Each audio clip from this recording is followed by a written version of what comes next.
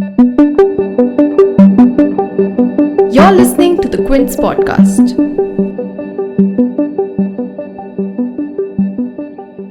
Last night, the United States brought the world's number one terrorist leader to justice.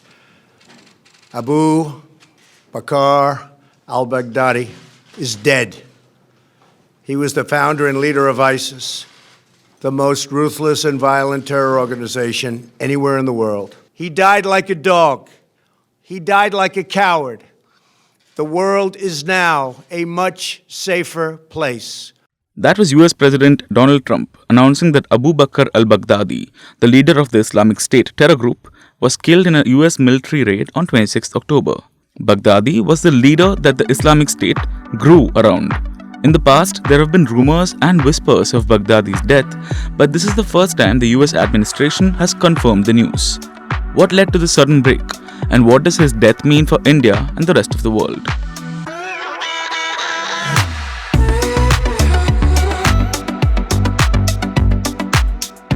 You're listening to The Big Story, where we dissect headline-making news.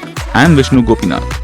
Today we're joined by the Executive Director of the Indian Institute for Conflict Management, Ajai Sahni, and together we're going to try and answer these questions. You see, Baghdadi had already outlived his, shall we say, significance. Before we continue, if you like this podcast, don't forget to subscribe to the Quint channel on Apple, Google, JioSaavn, Spotify, or any other popular podcast platform. While details are still emerging, the Washington Post reported that the operation to kill Baghdadi was carried out by Delta Force troops, an elite military unit, in cooperation with the CIA and Kurdish forces. At the time of his death, the US had placed a $25 million bounty on Baghdadi's head, and in Trump's own words, he was the world's number one terrorist. Last night, the United States brought the world's number one terrorist leader to justice. Abu Bakr Al-Baghdadi is dead. Under his leadership, the Islamic State carried out several acts of terror, beginning with a string of suicide bombings and car bombings in Iraq in 2013, which left hundreds dead. 2013 saw the emergence of the Islamic State's terror activity in Iraq.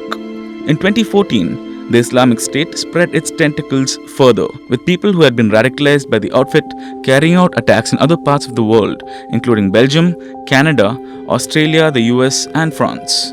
The same year, Abu Bakr Al-Baghdadi made his first and by many accounts, his only public appearance, where he was caught on camera delivering a sermon from the great mosque of Al-Nuri in Iraq's Mosul. In his speech, Baghdadi urged the world's Muslims to swear allegiance to the Caliphate, that is, the Islamic State that ISIS was working to establish. So, what does his death mean for the future of the terror organization? I spoke to Ajai Sahni, the Executive Director for the Institute for Conflict Management. Listen.